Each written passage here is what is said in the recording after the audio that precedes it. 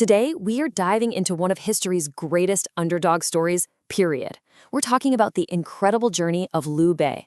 Now, during China's super chaotic Three Kingdoms period, this guy went from being a literal weaver, making mats and sandals, to founding an entire empire.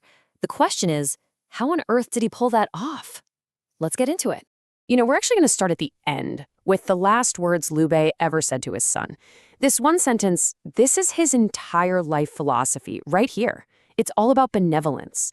And you have to understand, in a world that was pretty much ruled by brute force, this wasn't just a nice little moral belief. It was his grand strategy. And this just shows you the insane scale of his journey. I mean, on the one hand, you've got a humble mat weaver born with pretty much nothing. And on the other, the founding emperor of the Shu Han kingdom. His 40-year odyssey is just a masterclass in sticking with it and having a totally unique approach to power. All right, here's our game plan. We're going to look at his early years, when he was just wandering around. And then we'll hit the three pivotal events that completely changed his destiny: getting a plan, forging a critical alliance, and finally carving out his own kingdom. So let's start at the beginning. So for the first 20 years of his career, Liu Bei was basically a man without a country, a leader without a plan. Seriously, he had the ambition, he had the charisma, for sure, but he had no real direction, just drifting from one warlord to the next. And this is what's so fascinating about the guy. You see this incredible contrast.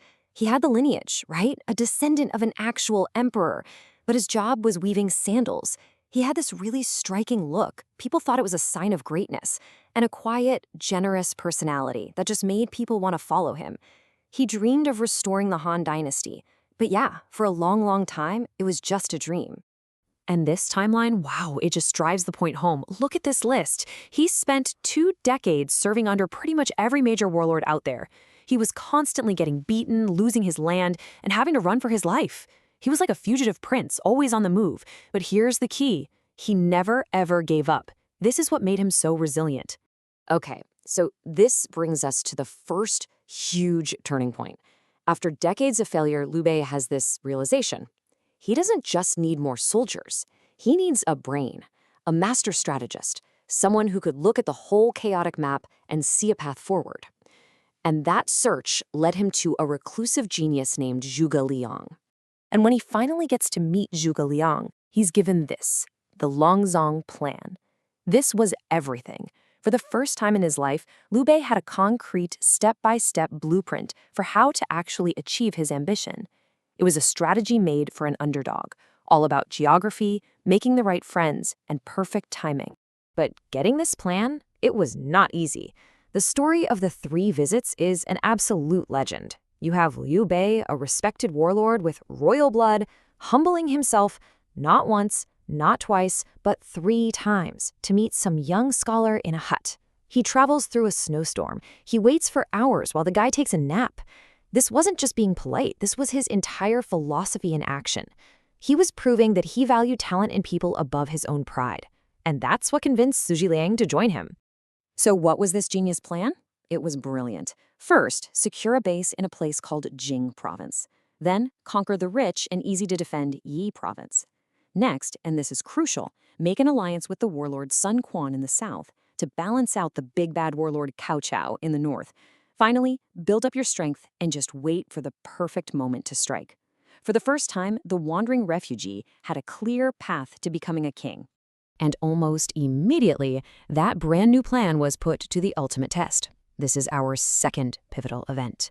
The incredibly powerful warlord Cao Cao marches south with a gigantic army. His goal? To wipe out everyone. And Liu Bei was first on his list, cornered and facing total destruction. Just look at these numbers. It's insane. Cao Cao had something like 200,000 soldiers. Liu Bei follows the plan, allies with Sun Guan, but even together they only have 50,000 troops. The odds were 4-1 against them. No sane person would have bet on Liu Bei's survival.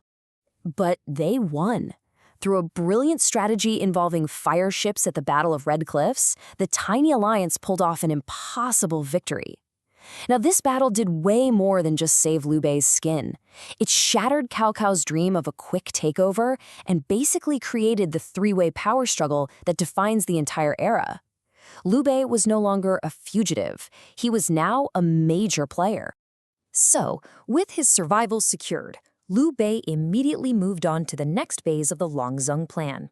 And this was the third and final pivotal event, conquering a permanent homeland for himself.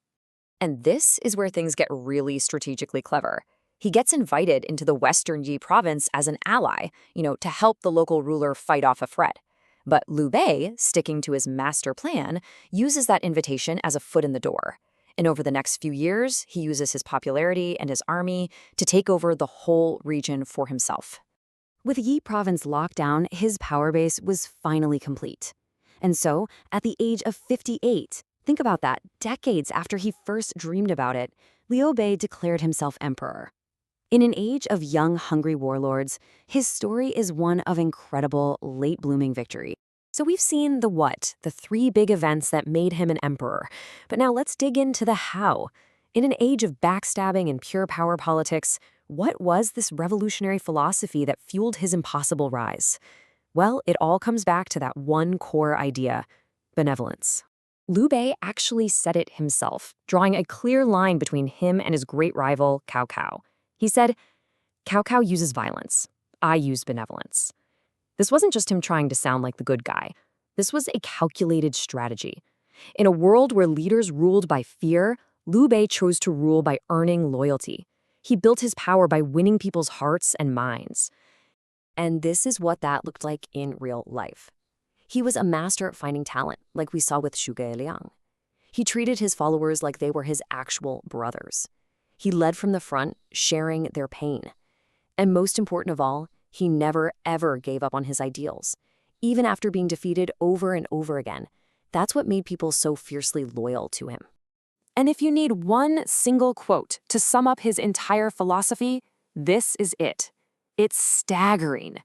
On his deathbed, he tells his most trusted advisor, Zhu Zhilang, that if his own son isn't worthy to rule, Zhu Zhilang should just take the throne himself. I mean, think about that.